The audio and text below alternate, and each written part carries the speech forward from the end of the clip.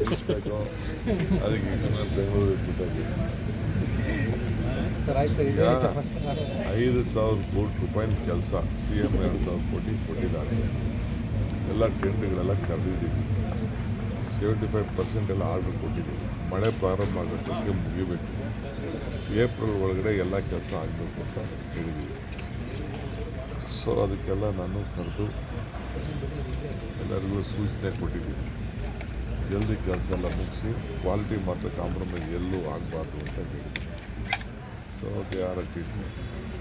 ಅದಲ್ಲದೆ ಒಂದು 10 ಲಕ್ಷ ಖಾತೆಗಳಿಗೆ ದಾಖಲೆಗಳನ್ನೆಲ್ಲ ನಾವು ಹೆಂಗೆ ರೂರಲಲ್ಲಿ ಮಾಡಿದ್ವಿ ಆ ರೀತಿ ಇಲ್ಲೂ ಕೂಡ ಖಾತೆಗಳು ಮಾಡಿದ್ವಿ. ಈ ಖಾತೆ ಎಲ್ಲ ಮಾಡಿದ್ವಿ.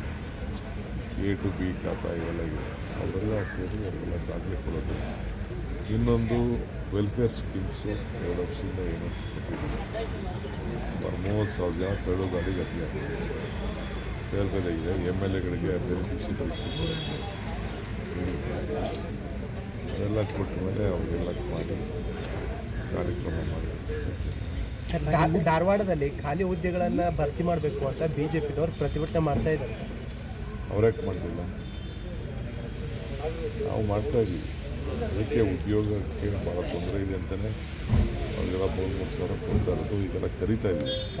ಈಗ ಮೊನ್ನೆ ಪ್ರಾಬ್ಲಮ್ ಇತ್ತು, ಅದು 371 ಅದಾಯಿತು.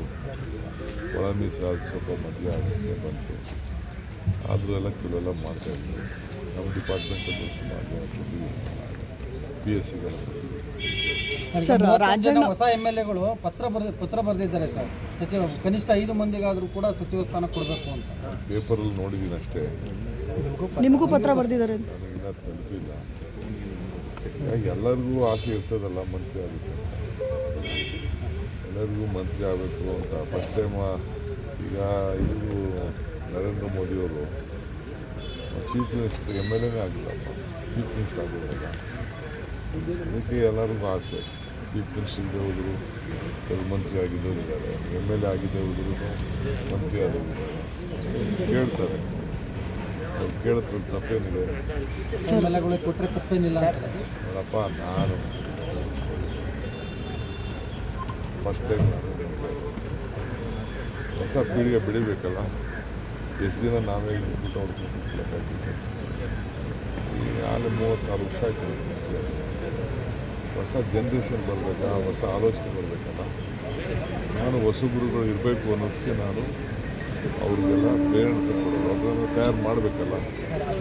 ಈಗ ಹೊಸ ಜನ್ರೇಷನ್ ಇರಬೇಕಲ್ಲ. ತಪ್ಪೇ ನಾವು ಕೇಳ್ತಾರೆ, ತಪ್ಪೇನಿಲ್ಲ. ಪಾರ್ಟಿ ಲೀಡರ್ಶಿಪ್ ತೀರ್ಮಾನ ಮಾಡಿ. ಈಗ ಹೊಸ ಶಾಸಕರು ತಮ್ಮ ಮಂತ್ರಿಮಂಡಲಕ್ಕೆ ಸೇರೋ ಅವಕಾಶ ಸಿಗ್ಬೋದಾ ಸರ್? ಅದನ್ನು ಕೇಳ್ತೀವಿ. ಈಗ ನಾನು ಮಂತ್ರಿಮಂಡಲ ಮಾಡ್ತೀನಿ ಅಂತ ನಾನು ಹೇಳುವುದಿಲ್ಲ. ಚೀಫ್ ಮಿನಿಸ್ಟರ್ ಹೇಳಿದ್ದಾರೆ ನನ್ನ ಕ್ಯಾಬಿನೆಟ್ ಎಕ್ಸ್ಪ್ಯಾನ್ಷನ್ ಮಾಡ್ತೀನಿ ಅಂತ ಹೇಳಿದ್ದಾರೆ. ಅವರು ಎಕ್ಸ್ಪ್ಯಾನ್ಷನ್ ಮಾಡ್ತಾರೆ ಅಂತ ಕೆಲವರು ಡೆಲ್ಲಿಗೆ ಹೋಗ್ತಾರೆ, ಕೆಲವರು ಪತ್ರ ಬರೀತಾರೆ, ಕೆಲವರು ಇದನ್ನೆಲ್ಲ ಹೊರಗಡೆ ಹೋಗಿ ಮಾಡ್ತಾರೆ. ಅವ್ರ ಆಸೆ ಇರ್ತದೆ. ಸರ್, DK ಶಿವಕುಮಾರ್ ಅವರು ಕೂಲಿ ಕೊಡಿ ಅಂತ ಕೇಳ್ತಾರೆ. ಅದಕ್ಕಿಂತ DK ಶಿವಕುಮಾರ್ ಅವ್ರಿಗಿಂತ ಮುಂಚೆ ಪರಮೇಶ್ವರ್ 2 ಬಾರಿ ಅಧ್ಯಕ್ಷರಾಗಿದ್ರು. ಅವ್ರಿಗೆ ಕೂಲಿ ಕೊಡಲಿ ಅಂತ ಹೇಳಿ ರಾಜಣ್ಣ ಅವರು ಹೇಳಿದ್ದಾರೆ ಸರ್.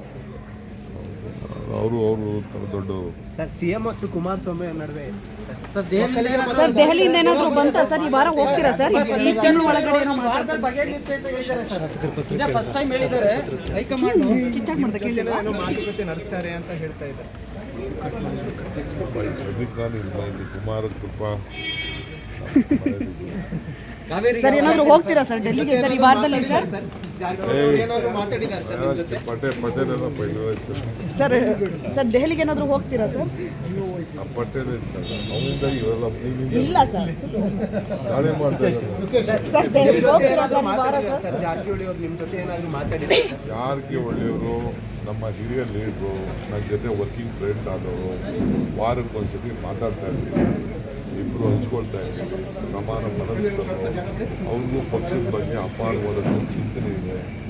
ಸರ್ಕಾರ ಮತ್ತೆ ವಾಪಸ್ ತರಬೇಕು ಅಂತೇಳಿ ನಾವೆಲ್ಲ ಯೋಜನೆಗಳನ್ನು ತಯಾರು ಮಾಡ್ತಾ ಇದ್ದೀವಿ.